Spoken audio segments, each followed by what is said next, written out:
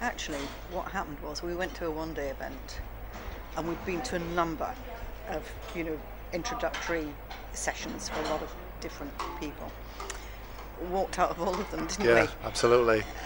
They were all one horse wonders. Yeah. They were all backed one horse. There was no depth of strategy. There was just one strategy, and we quickly realised that one strategy just wasn't going to cut the market.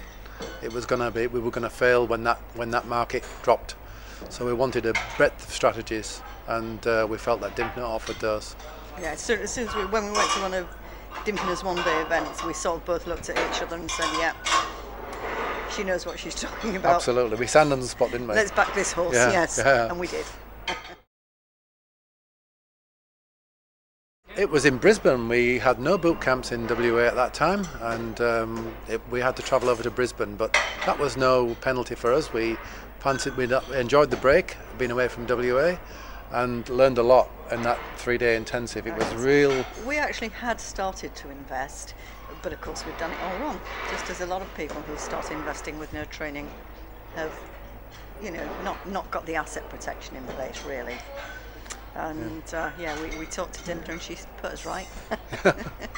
Yeah, we realised after that weekend there was a lot we didn't know as well, and we certainly picked up a heck of a lot, didn't we? Well, all we knew was how to buy houses, yeah, and charge rent. We came away from there with a lot more ideas, and we put them all into practice. Yeah, it certainly worked well. We did platinum too. We did platinum for 2 years, and the only reason we're not still with platinum is we've become so busy with our investing and our coaching yeah. that we just couldn't give platinum what platinum deserves in time and effort. So, but yeah, we've done so many strategies now, so many. We could probably write a book about them, couldn't we? No. A transition that happened fairly gradually. During Platinum, I started answering a lot of stuff on the forum. I felt that my knowledge was increasing, and by talking to other members on the forum, I was increasing my knowledge, and it sort of just grew and grew and grew to a point that it grew so big that Dymphna one day approached me and said, I want you to do this. I want you to do this full time. And so I was quite happy to do that. I was enjoying and learning more and more and more, and giving more and more and more.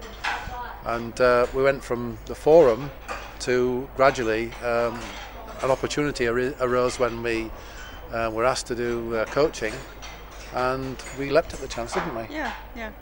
Because as Michael just said, as you teach, you learn as well. So, the more we talk about it to other people, it just reinforces it all for us as well. So, and if people send us an email asking us a question that we're not 100% sure on, we research it so that we can answer them. So it's forced us to expand our education too. So we never ever go back to anybody and say, I don't know. The only thing we ever turn them away on is super. We say, don't talk to us about super. We're not experts. You've got to go somewhere where there is an expert. Absolutely. It gives you enormous pleasure, and we get thank yous as well. When students come back to us and say thank you because you told us we could do this, we've done it, and it's great, and that's enormous satisfaction, isn't it? We do get great satisfaction. I think if it weren't for just that as an addition, we wouldn't enjoy the job nearly as much as we do. No, feedback's good for us. It's a good thing to hear that you've, on a positive sense, you've helped someone generate more in their lives, and maybe a little bit more negative, but you've stopped them committing some of the cardinal sins that they would have done had they gone ahead. So yeah, it's good from two aspects. Actually, there's probably more of that, isn't there? I mean, we do get a lot of positive feedback saying thanks, you suggested I should do that or encouraged me to do that and it was good. But we probably do get more people saying, oh, thank God you told me I shouldn't be doing that, otherwise I would have really made a big mistake. Had one of those in today, didn't we? Yeah, we did, actually, yes, absolutely. Saying thank you for stopping me from making a big mistake. Cool. Yeah, just today we got an email. Yeah. The first thing they should do is on the Monday, after they leave here on a Sunday, they should get themselves market ready, get themselves some asset protection in place so that they're continuing to do something instead of thinking, oh well, I'll do something next month or next year. If they do that, if they just spend a little money on getting a trust and a company and the asset protection in place, then they feel ready to go. Until they've done that, they're afraid to some extent, you know, of making a mistake and of not being covered. When they've done that, they know they're ready to go, and it causes a mindset change. You know, now I really can go, now I really can do it. And I would add one thing to that as well, is set your goals. So vital to have that visual picture in your mind of where you want to head towards and what you want to achieve. That is a driving force to keep you going through tough times, because there will be tough times. You need that driving force, and that goal setting is one thing that provides that. And that's what we tell everybody. Absolutely. And it's amazing actually how many naughty people leave here who haven't set their goals. It's absolutely amazing, but yeah, we encourage them quite forcefully to do that.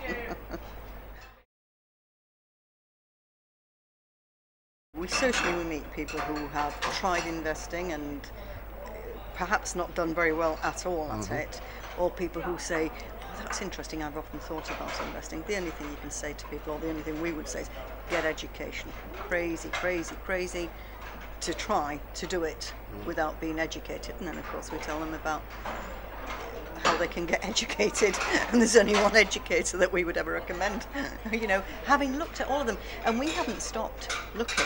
You know, we continue to educate ourselves about what's out there by going to lots of seminars and listening.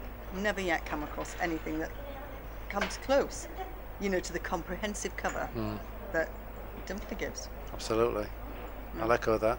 Yeah. And then the continuation after this, the additions that you can put on, you know, to your education. Anybody can walk away from this and start property investing, but if they want to supercharge it or you know, stay among people in a very close-knit community, there are still other things they can do with Dymphna. So, yeah. And we've not come across any other program really that does that, have we?